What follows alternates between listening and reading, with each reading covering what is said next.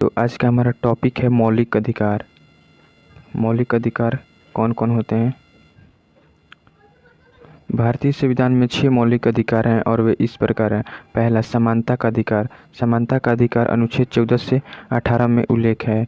Next है स्वतंत्रता का अधिकार, यानी अनुच्छेद 19 से 22 में स्वतंत्रता का अधिकार का उल्लेख किया गया है। तीसरा है शोषण के खिलाफ अधिकार, ये अनुच्छेद 23 से 24 में इसका उल्लेख है। चौथा है धर्म की स्वतंत्रता का अधिकार, अनुच्छेद 25 से 28 में धर्म की स्वतंत्रता का अधिकार का उल्लेख किया गया है।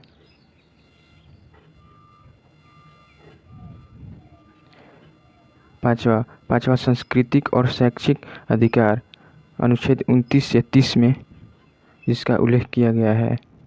छठवां है मौलिक अधिकार संवैधानिक उपचार का अधिकार, अनुच्छेद 32 और 226 में इसका उल्लेख किया गया है। नेक्स्ट पॉइंट है अनुच्छेद 19 से 22 में भारतीय संविधान के मौलिक अधिकार की स्वतंत्रता के अंतर्गत आता है।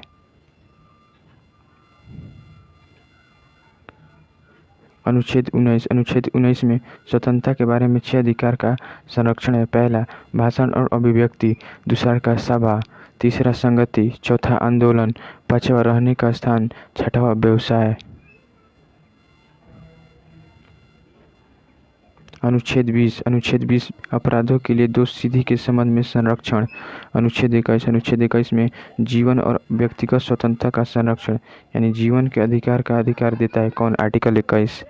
अनुच्छेद 21A में प्राथमिक शिक्षा का अधिकार।